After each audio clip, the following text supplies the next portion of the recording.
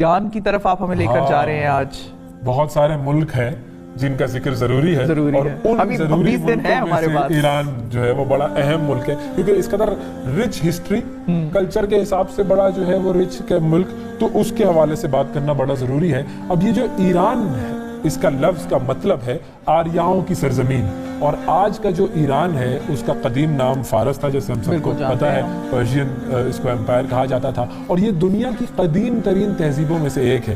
Europe اور Asia کے درمیان میں ہونے کی وجہ سے اس کی جو تاریخی اہمیت ہے وہ بہت زیادہ ہے. اور پھر ایرانی تہذیب دنیا کی ان چند قدیم تہذیبوں میں سے ہے جو کہ ابھی تک زندہ ہے, اس وقت سے لے کر ابھی تک چل رہی ہے. جو ماہرین ہیں ان کے مطابق ایرانی قوم دنیا کی پہلی قدیم ترین قوم ہے جس کی ابتدا اس وقت ہوئی جب کانسی کا استعمال ہوتا تھا. کانسی کے دور سے اس کی ابتدا ہوئی, اور موجودہ ایران کو تقریباً 7000 قبل از مسیح میں آباد کیا گیا تھا. 625 قبل از مسیح میں جو قوم تھی میڈیس نامی قوم, اس نے ایران کو متحد کیا, اور 550 قبل از مسیح میں جو سائرس دی گریٹ تھا, سائرس یہاں پر آیا اور اس نے پہلی ایرانی سلطنت قائم کی جس کو کہتے ہیں اکیمنیڈ ایمپائر. اس کی اس نے بنیاد رکھی تھی. سائرس کے بارے میں بھی پڑھنا چاہیے, بڑا ہی فاتح تھا, کیریکٹر بھی ہے. جی بالکل. اچھا, اب دلچسپ بات یہ ہے کہ یہ 3 بر اعظموں پر پھیلی ہوئی سلطنت تھی. یہ جو فارسی سلطنت تھی یہ دنیا کی پہلی باقاعدہ اور اب تک کی سب سے بڑی سلطنت تھی. اتنی زیادہ بڑی سلطنت تھی اور اس امپائر کو دنیا کی پہلی سپر پاور بھی کہا جاتا ہے. آج تو بڑی چھوٹی چھوٹی سپر پاورز ہمیں مل جاتی ہیں, امریکہ اور للکار ایک بڑی سپر پاور للکار بھی رہی ہے آج کل ایران کو. بالکل. تو لیکن جو ایران تھا, یہ پرشین امپائر جو تھی یہ دنیا کی سب سے پہلی سپر پاور تھی, اور تخت جمشید اس ریاست کا دارالحکومت تھا.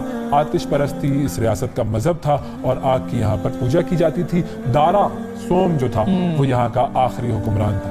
پھر قدیم فارس کے جو مفکر ہیں اور جو زرتشت اور جو مذہبی پیشوا تھے وہ بھی تھے, ان کے بارے میں بھی ہم بات کرتے ہیں. اچھا, 30 برس کی عمر میں اہورا مزدا, جس کو آرموز بھی کہا جاتا ہے, وہ اعلان کرتا ہے کہ جی خدائے واحد کے وجود کا اعلان کرتا ہے وہ.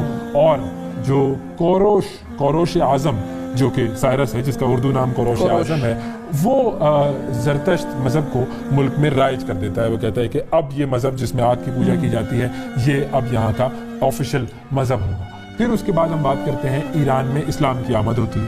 اسلام کی آمد کے بعد یہ مذہب اس سرزمین سے بالکل ختم ہو جاتا ہے, اور آج کل جو پرشینز ہیں, پارسی لوگ جو ہیں, ویسے تو پاکستان میں بھی تھے اور ہندوستان میں بھی تھے, لیکن آج کل پارسی اور اس کے پیروکار جو ہیں وہ ہندوستان, پاکستان, افریقہ میں, یورپ میں بہت کم تعداد میں پائے جاتے ہیں. اور جو سائرس نے جو سلطنت قائم کی اس کے بعد پھر سیلیسیڈ ایمپائر, یہ وہاں پر حکومت قائم ہوئی. یہ بھی ایک بہت بڑی سلطنت تھی جو وہاں پر قائم ہوئی. اور اس کے بعد یہاں پر ساسانیوں کا دور آیا. ساسانیوں نے ایک مرتبہ پھر ایران کو سپر پاور بنایا, اور ان کا مقابلہ اس وقت کی 2 بڑی طاقتوں سے ہوا. ایک طرف بائزنٹائن کی امپائر تھی, ایک طرف رومن امپائر تھی. ان دونوں سے ان کا مقابلہ ہوا. پھر جو ساسانی سلطنت ہے وہ چوتھی ایرانی اور دوسری فارسی سلطنت تھی جو کہ 226 عیسوی سے لے کے 651 عیسوی تک قائم رہی. ساسانی جو سلطنت تھی اس کا بانی اردشیر تھا, اردشیر اول, جس نے پارتھیا کے آخری بادشاہ ارتابنوس چہارم کو شکست دی اور سلطنت کی بنیاد رکھی. جبکہ آخری جو ساسانی شہنشاہ تھا اس کا نام تھا یزدگرد. یہ بھی بڑا ایک مشہور نام ہے, یزدگرد. اور یزدگرد سوم تھا جو کہ 632 عیسوی سے لے کے 651 عیسوی تک تھا. اور پھر اس کے بعد اس نے کوشش کی کہ دین اسلام کے جو بڑھتے ہوئے قدم تھے وہ روکے جائیں, لیکن ناکام رہا, اس میں یہ کامیاب نہیں ہوا, اور ایران پھر اسلامی خلافت کا حصہ بن گیا. اس کے بعد ایک اور بڑا انٹرسٹنگ کیریکٹر آتا ہے. میں سوچ رہی ہوں ایک کیریکٹر کا نام آپ نے نہیں لیا ابھی تک. جو کون سا کیریکٹر ہے بتا دیں. خسرو کی ہی بات کریں گے. جی بالکل.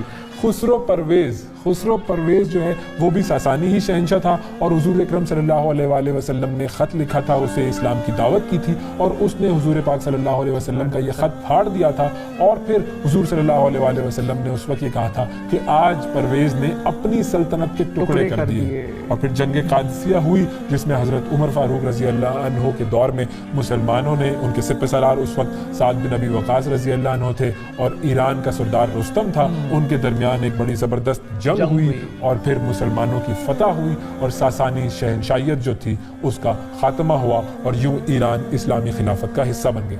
پھر جو ان کا آخری بادشاہ تھا جس کی ہم بات کر رہے تھے یزدگرد سوم، اس کی پیشی جو یزدگرد سوم جو تھا اس کی بیٹی تھی شہر بانو، اس سے حضرت امام حسین رضی اللہ عنہ کی شادی ہوئی، ان کا نکاح ہوا۔ اچھا، اسلام سے پہلے ایران میں مجوسی یا زرتشت مذہب تھا جس کے بارے میں میں نے آپ کو بتایا، آتش پرست لوگ تھے۔